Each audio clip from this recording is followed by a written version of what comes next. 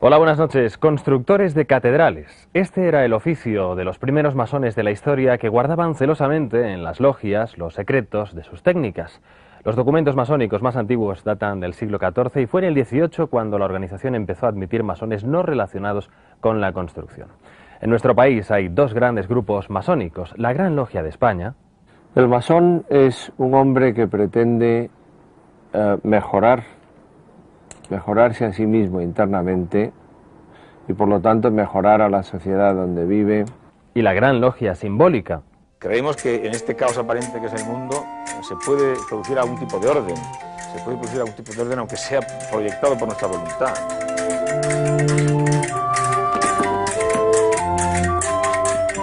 Escucharemos la opinión de algunos escritores sobre la masonería. Es algo típico del XIX y del XVIII, un producto de la Ilustración francesa e inglesa, anti-iglesia católica clarísimamente. Conoceremos también los detalles de la tortuosa relación que los masones mantienen con la Iglesia católica. La Iglesia no puede permitir algo que ella no controla. Proscritos por liberales en los países fascistas y por burgueses en los socialistas, hoy nos ocupamos de los masones y de sus secretos.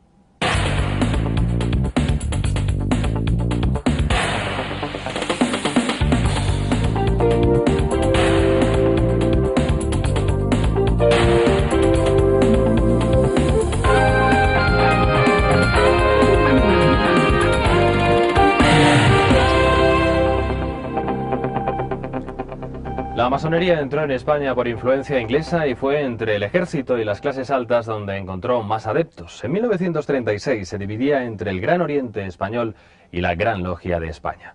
El rito iniciático para formar parte de la hermandad ha sido siempre una de las actividades más herméticas y secretas de la masonería. En la serie El Olivar de Atocha de Televisión Española hemos encontrado una fiel recreación de todo el acto. La iniciación significa un acto voluntario deseado por el candidato de iniciar un proceso de esclarecimiento mental personal, de crecimiento íntimo. Bueno, ahora dame todos tus metales, Gregorio hijo. Debes ser despojado de toda vanidad.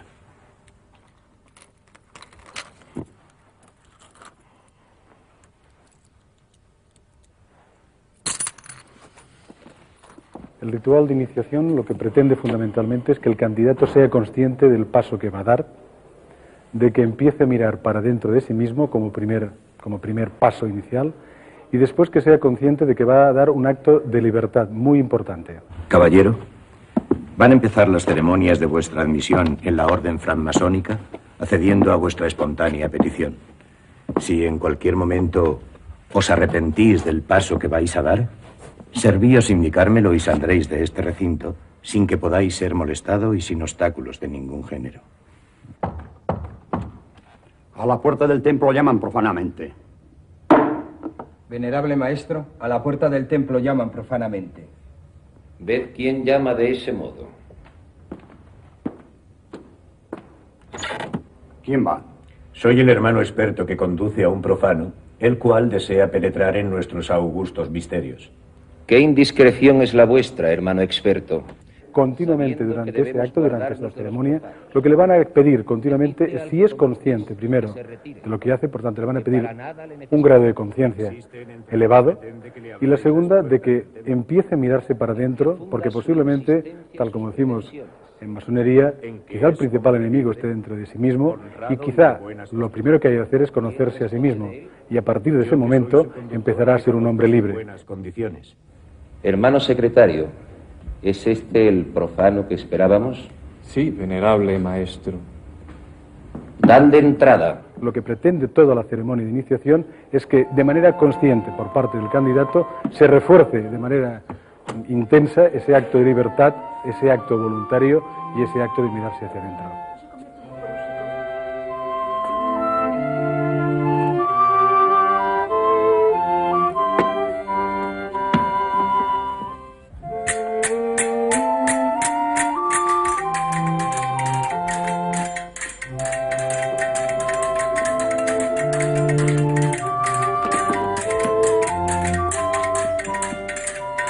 Hay una parte de toda esa ceremonia que es parte de un psicodrama que lo que pretende fundamentalmente es que el candidato tome conciencia de esa nueva situación que va a iniciar, de esa nueva andadura que va a empezar, que no se limita a eso, sino que a partir de ahí inicia una nueva etapa de conciencia de su propia vida.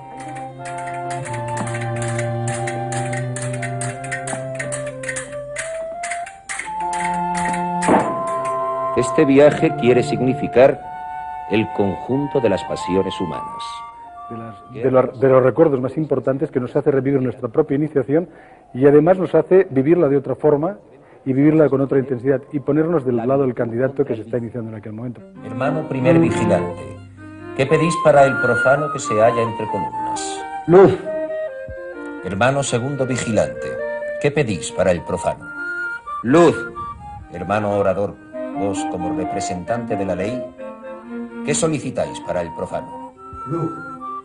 Profano, ¿qué solicitáis de nosotros? Luz. Pueblo masónico, como soberano que sois, ¿qué pedís para el profano? Luz.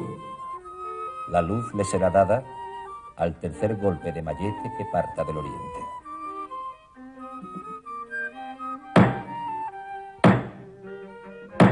Estas espadas que os apuntan os anuncian que si traicionáis vuestro juramento, no escaparéis al oprobio de todos los masones extendidos por la superficie de la tierra. Pero también os anuncio que si os mantenéis fiel a vuestros principios, todos volarán en vuestra ayuda en caso de peligro. Hermanos, retirad las espadas.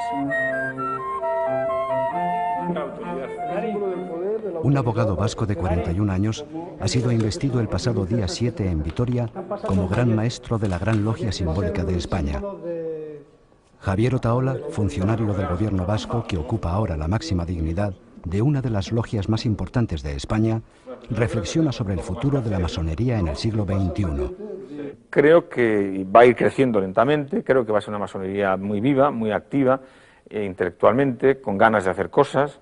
Yo personalmente, que llevo ya 18 años en masonería, tengo, una experiencia formidable en mi vida personal. Para mí ha sido una experiencia muy estimulante, que me ha permitido, yo creo que ser mejor de lo que hubiera sido sin el trabajo masónico, y también me ha permitido conocer a mucha gente estimulante, interesante, que me ha enriquecido sin ninguna duda. El secreto con que la mayoría de los masones ejercen su obediencia ha colaborado a que se mantenga la leyenda negra que planea sobre las logias. A mí no me molesta que a una persona no le guste la masonería. A mí hay muchas cosas que no me gustan y por eso no me enfado, ¿no? Lo que sí me molesta es que haya gente que no le guste la masonería por razones completamente fantasiosas y absurdas. O sea, nuestra asociación respeta el derecho de cada hermano de darse a conocer como masón. Es una cosa que creemos que forma parte del ámbito de su libertad personal. Entonces, y además en esto no hacemos nada distinto de lo que dice la Constitución española en su artículo 16, que garantiza a todo español la libertad de no declarar sus ideas religiosas, filosóficas o políticas. Los objetos simbólicos presiden los ritos de los trabajos masónicos. Son elementos de construcción que evocan a quienes levantaron las catedrales hasta el siglo XVIII.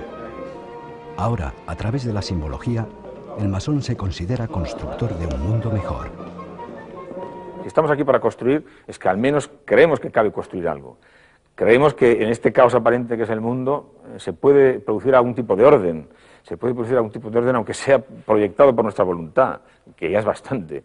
En realidad toda la logia pretende ser una especie de taller de construcción y pretende evocar constantemente la idea de que estamos construyendo, que cada uno es un cantero, un constructor que tiene una obra entre manos. Hay elementos de medida. Es evidente que cuando tú contemplas un compás te sugiere unos elementos de medida, unos sentimientos de medida, de armonía, de control, de contención. No es lo mismo contemplar un compás que contemplar una metralleta. Es evidente que hay un diálogo de las cosas con las personas. Entonces, si encima esas cosas además están contempladas en un ambiente de armonía auditiva, de armonía moral, por el afecto, por la buena disposición con la que se trabaja, es evidente que esos símbolos tienen una potencia mucho mayor.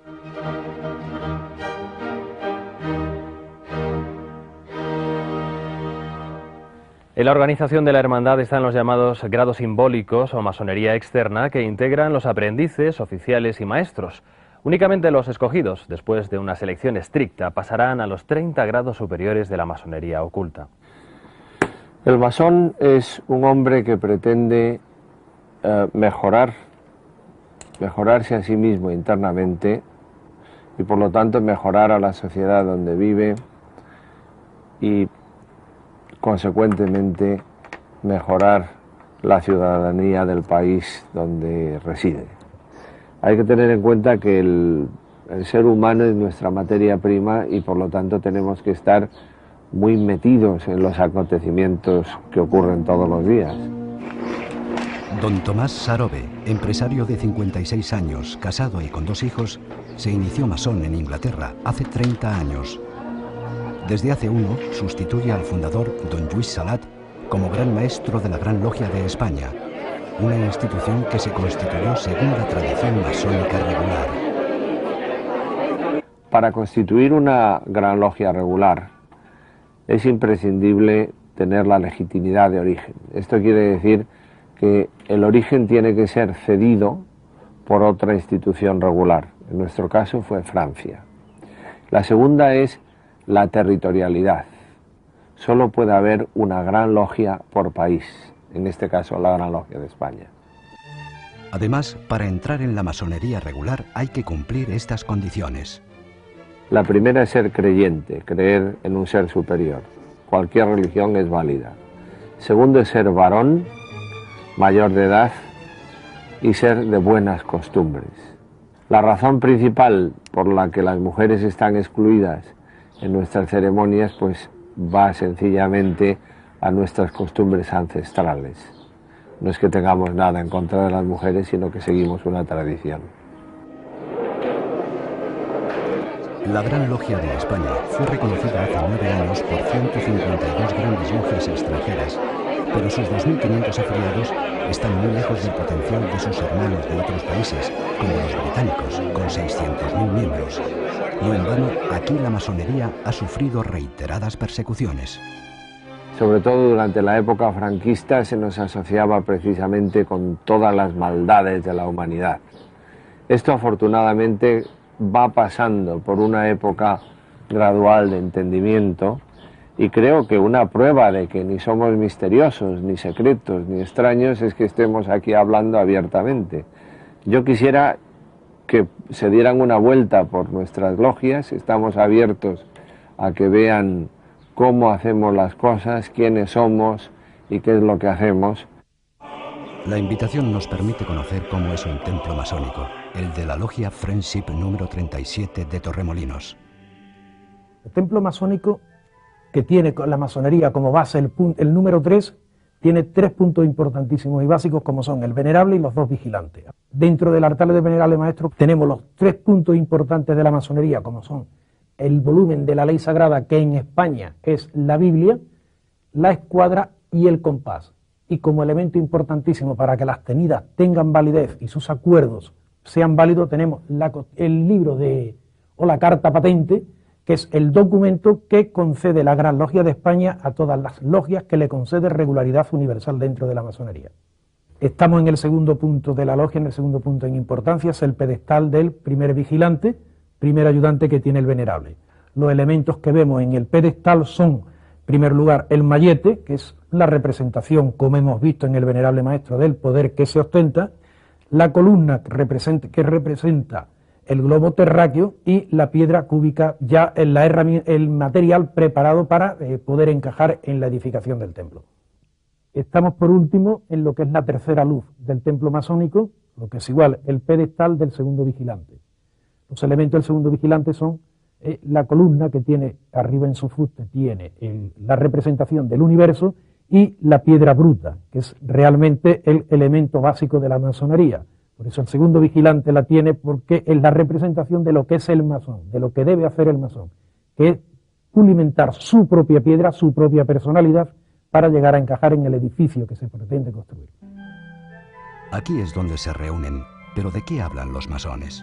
Nosotros no hablamos ni de política ni de religión, pero yo quisiera aclarar que hay 2 partes. La tenida en sí habla estrictamente, se tratan estrictamente aquellos temas tradicionales y aquellas expresiones tradicionales que usamos en nuestros ritos.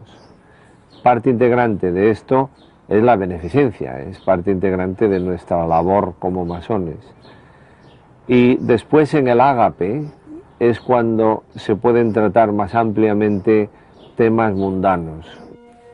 En la logia, los maestros se están poniendo sus símbolos rituales. Hoy cuentan con la presencia del gran maestro de Andalucía, el doctor Ernesto Guillén.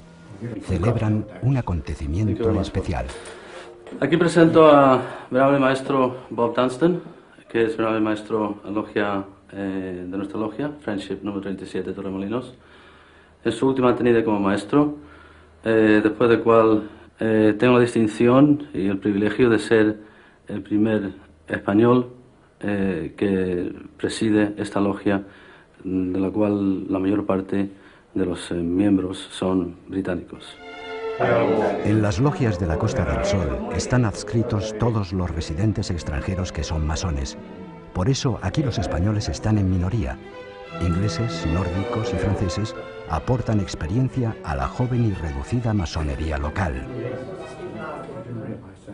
Aquí en Andalucía tenemos 11 talleres, 11 logias, y un total de para hablar en cifras redondas, de unos 300 hermanos, de los cuales unos 160 son de origen británico, unos 50 españoles, otros 80 nórdicos, escandinavos, y unos 8 franceses.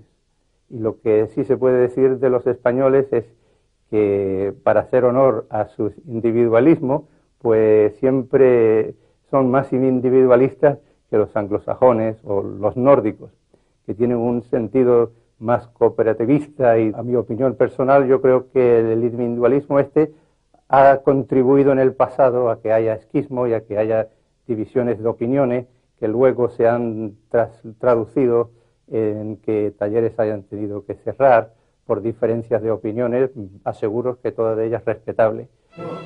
Mientras los aprendices de la logia esperan a sus maestros para comenzar la tenida, don Tomás Sarobe ve con optimismo cómo se resuelven algunas de esas divisiones.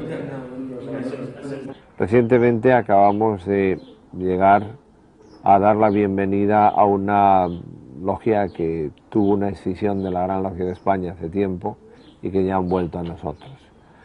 Esto creo que significa que la Gran Logia de España o la masonería regular dentro de muy poco tiempo se reincorporará al lugar que le corresponde en la sociedad española. Si tenemos en cuenta que el masón español es mucho más joven que la media europea, yo lo veo esto muy prometedor. Según tengo entendido, soy el miembro más joven de la masonería andaluza. Conocí la masonería por medio de mi padre y mi hermano mayor, los cuales son masones.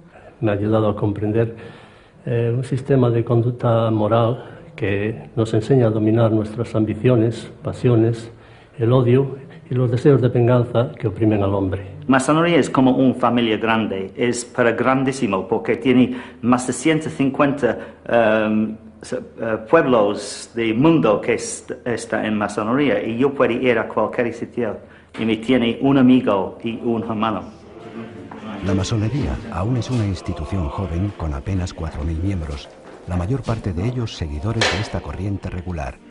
Al abrigo de la Constitución van creciendo, sobre todo por el litoral mediterráneo, el que mira a Oriente.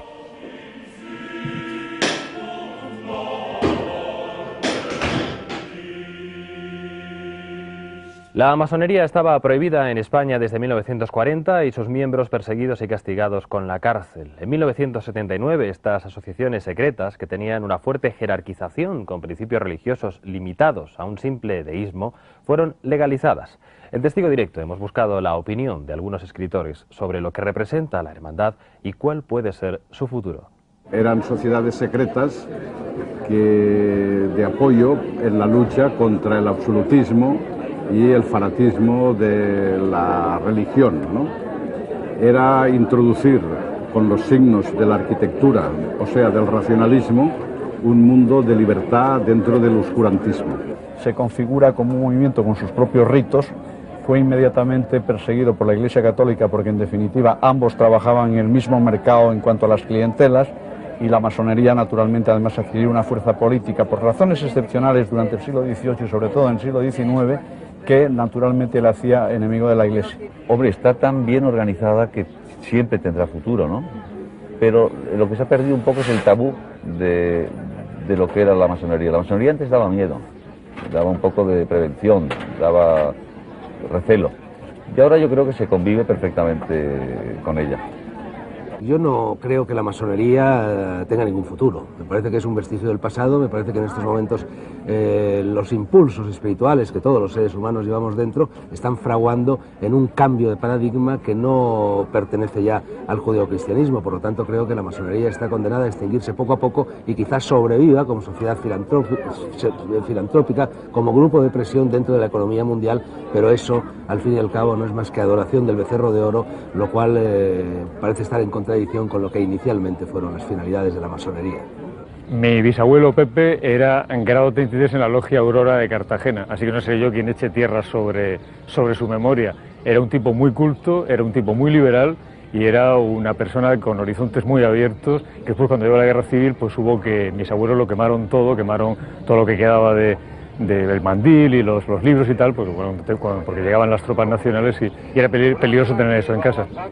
La masonería, aunque admitía la participación de hombres de todas las religiones, no tardó mucho tiempo en despertar el recelo de la Iglesia católica. En 1738, el Papa Clemente XIII fue el primero que inició una serie de condenas contra la hermandad por su presunto liberalismo anticlerical.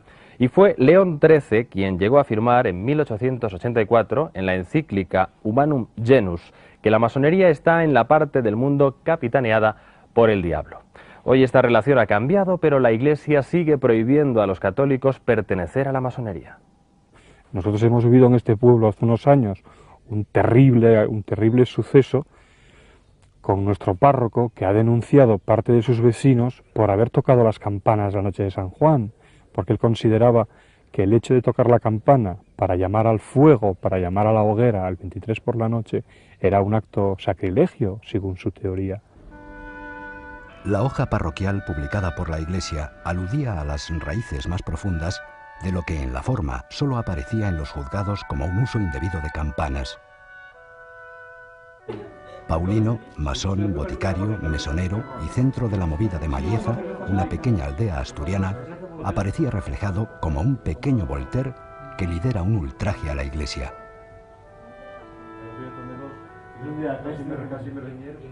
La Iglesia no puede permitir algo que ella no controla, sobre todo en los años 40, que procesa por una escuela libre y laica, fuera de las connotaciones religiosas. Hoy día se ve con cierta ligereza, me atrevo a decir, pero hace 40 años mis hermanos fueron fusilados, solo por el hecho de ser masones. La justicia desestimó y consideró que no había ningún delito en el hecho de tocar las campanas. Si no, me imagino que estaríamos en la cárcel hoy día. El párroco que originó el incidente continúa en el pueblo, pero prefirió no hablar de un suceso que considera agua pasada. La Iglesia Católica mantiene la prohibición de pertenencia a asociaciones masónicas, aunque en 1983 retiró la pena de excomunión que aplicaba a los masones. Efectivamente, la Iglesia ha suavizado las penas de los católicos que forman parte de la masonería. Ahora no hay excomunión hacia estos católicos, la palabra masonería ha desaparecido del nuevo Código de Derecho Canónico, pero sigue habiendo una prohibición expresa a los católicos para formar parte de las logias.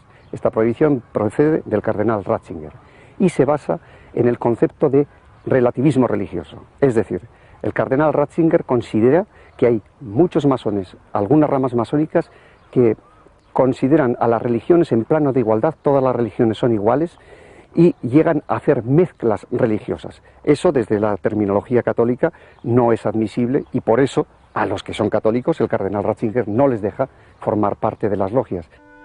Masonería y catolicismo se entrecruzan, sin embargo, en la historia de Malleza, reflejada en lo insólito de una iglesia con una torre bizantina que evoca una imagen oriental.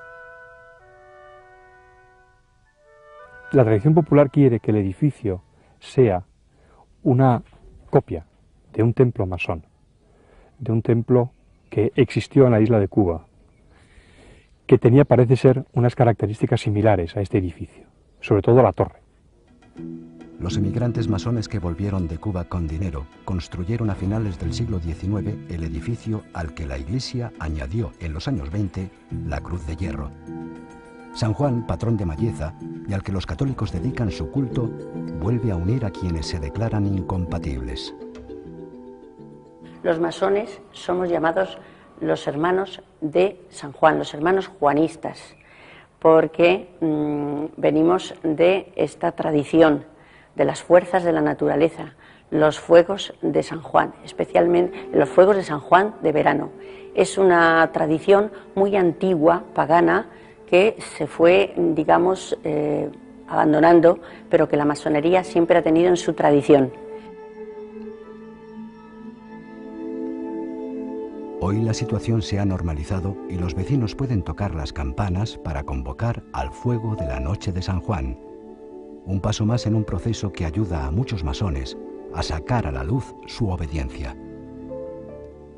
Estuvo tantísimos años difamada, tantísimos años insultada, que tiene miedo. Yo reconozco que un poco la masonería tiene mucho miedo de que la gente siga pensando que somos un grupo de gente que andamos quemando cruces, matando niños o descuartizando ovejas, ¿no?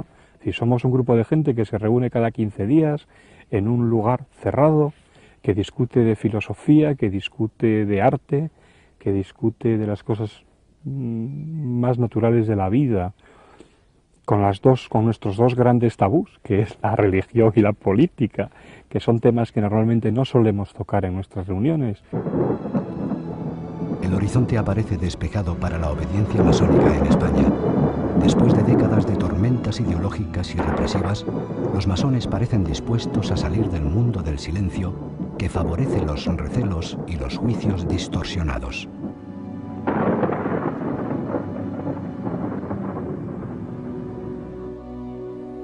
Hasta hace poco la mujer no tenía acceso a la masonería y como mucho conseguía desempeñar un papel secundario desde fuera de la organización.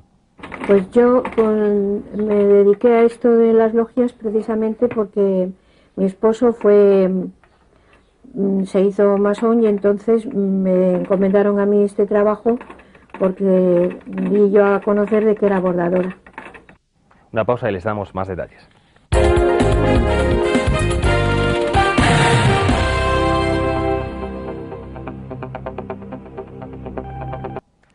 La única vinculación que tenían las mujeres con la hermandad consistía en bordar de forma artesanal los mandiles que se utilizan en los distintos ritos.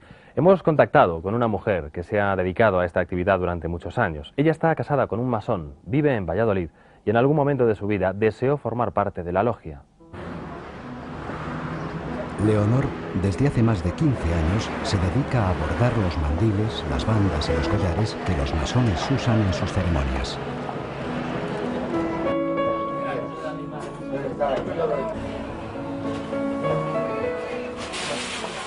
Quiero hilos. Buenas tardes. Quiero hilo de coser ahora blanco. Yo no elijo los símbolos, los eligen ellos. Yo solo me ajusto a lo que me piden. Al principio le tenían que decir cómo hacerlos, los símbolos que debía poner, los colores de los hilos, pero poco a poco ha ido aprendiendo y ahora es casi una experta. Todos los símbolos son los que pertenezcan al grado, pero por ejemplo el primer grado, que yo sepa, no tiene ninguno porque es el mandil blanco, y el segundo lo mismo, ya el tercero varía porque es un mandil ya con alrededor tiene una cinta roja y en la MB. Esto me parece que lo simbolizan como la unidad y la fraternidad de ellos, y luego tienen aquí el símbolo de la rosa, que es como en Oriente el loto.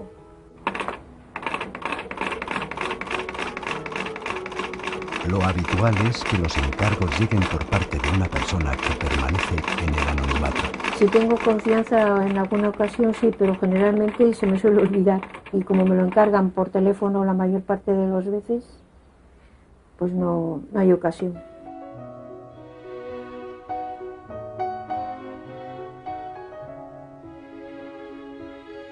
Leonor ha hecho mandiles de todos los niveles, desde los aprendices o de grado 1 hasta el 33 o grado máximo.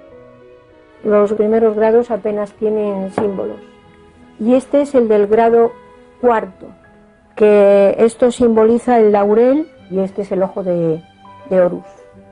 Esta, que es el grado 33, ya se ve, es el máximo grado y generalmente esto ya cuando lo utilizan ya suelen ser muy mayores. Pero luego hay otros, pero esos ya son de mucho lujo y tienen pues toda la parafernalia que tienen ellos en la logia, como son los cuadros blancos y negros, y estos son regalos que se hacen ellos entre ellos, a lo mejor para una logia, y este es más o menos uno. Aunque se siente orgullosa de su trabajo, nadie sabe a qué se dedica, excepto su entorno más próximo.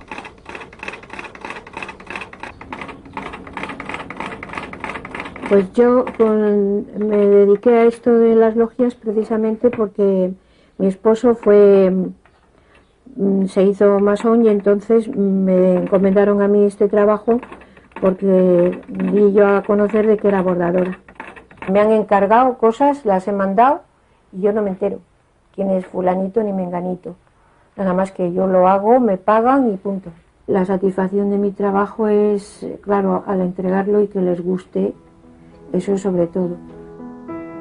Ha tenido ocasión de tratar a los masones en los ágapes a los que a veces ha sido invitada por parte de la logia de su marido y también por su trabajo. Sí, por eso. Yo me encuentro, en cierto modo, que no funcionamos igual porque hay como un compromiso por parte de él y claro, siempre repercute en la pareja. Que a mí me ha gustado mucho cuando hemos hecho alguna cena juntos, pues ves como un cierto ambiente de hermandad y más o menos que nos aceptamos unos a otros como somos.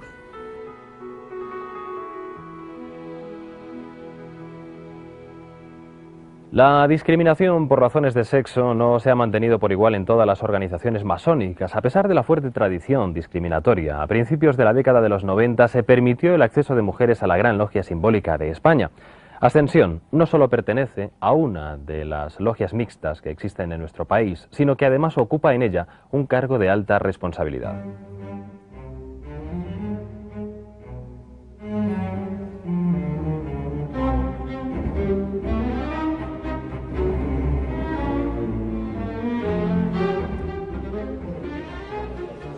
Ascensión Tejerina ocupa desde el pasado día 7 el cargo de Gran Maestra Adjunta de la Gran Logia Simbólica de España.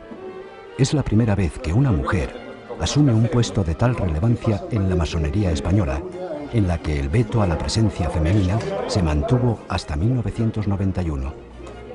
Hoy conviven en nuestro país logias compuestas solo por mujeres, solo por hombres y mixtas. Cada uno accede a la logia que mejor se siente.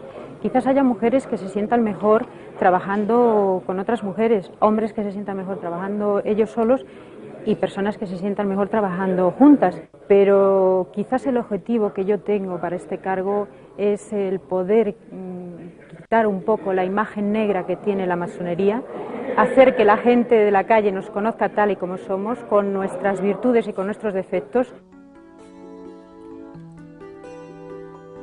Ascensión es economista y se enfrenta profesionalmente a los entresijos del mundo fiscal. Vive con su marido, como muchos otros matrimonios de profesiones liberales, en una urbanización en las afueras de Sevilla. Hasta ahora dedicaba al trabajo masónico unas horas cada 2 semanas. A partir de su nombramiento, las responsabilidades de su nuevo cargo le ocuparán de forma mucho más intensa.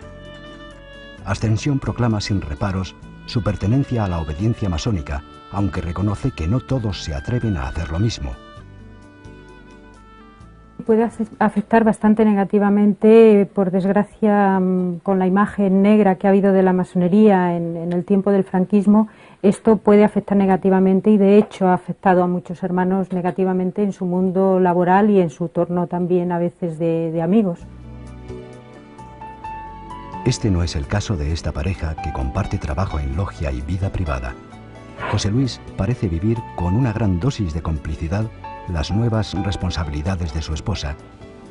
Un té verde con hierbabuena, auténtica especialidad de la casa, nos ayuda a acercarnos un poco a este matrimonio que lucha sobre todo por poner en un plano de absoluta normalidad su pertenencia masónica. Yo estoy casada con una persona que también es masón. Él entró en la masonería creo que aproximadamente por el año 83. Yo entré más tarde porque en aquel momento no había una masonería mixta en Sevilla, y cuando pude enterarme que había una logia mixta en Madrid fue aproximadamente en el año finales del año 90, el año 91, que fue cuando yo me incorporé a la masonería. Tengo como norma que en mis círculos de amistad suelo declarar que soy masón, por si a alguien este aspecto pudiera considerarlo como declarativo de una cierta ideología. Entonces prefiero de antemano declararlo y que se me hagan las preguntas en ese momento, ¿no? ¿Y has notado alguna vez reacción negativa? No, reacción negativa no, sorpresa sí. Bueno, quizás el hecho de pertenecer los dos ayuda a que podamos compartir y utilizar un tiempo en común y estar juntos para utilizarlo, pero yo creo que lo que puede imprimir más carácter es el tratar de llevar nuestros postulados a nuestra vida cotidiana y quizás tratar de tener un mayor respeto entre nosotros y un mayor grado de libertad. Aunque creo que eso puede existir también perfectamente entre personas que no son masones. No es infrecuente encontrar matrimonios en los que los dos pertenecen a la masonería. Normalmente, sin embargo, las parejas se acercan ya formadas a la obediencia. La pertenencia a la logia no se traduce, al parecer, en el fomento de relaciones más íntimas. Yo creo que todo el mundo sabe, porque somos pocos, entonces todo el mundo sabe un poco la vida del otro, que está casado o que no está casado. Pero yo creo que cuando vamos a la logia, cuando estamos dentro de la logia, lo que hay es una relación de trabajo en equipo y de practicar un ritual. Pero bueno, luego pueden salir, tomar unas cervezas, ir a algún sitio, y entonces pues sí, se puede dar el que se puedan conocer más.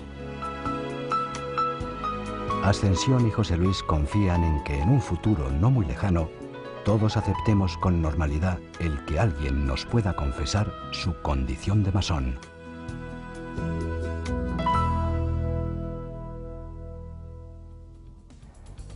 La masonería, a pesar de estar proscrita en distintas etapas de su existencia, ha podido realizar importantes aportaciones a la historia. A modo de ejemplo, la misma Revolución Francesa tomó de la masonería su lema: libertad, igualdad, fraternidad. Gracias por acompañarnos un día más. Que descansen.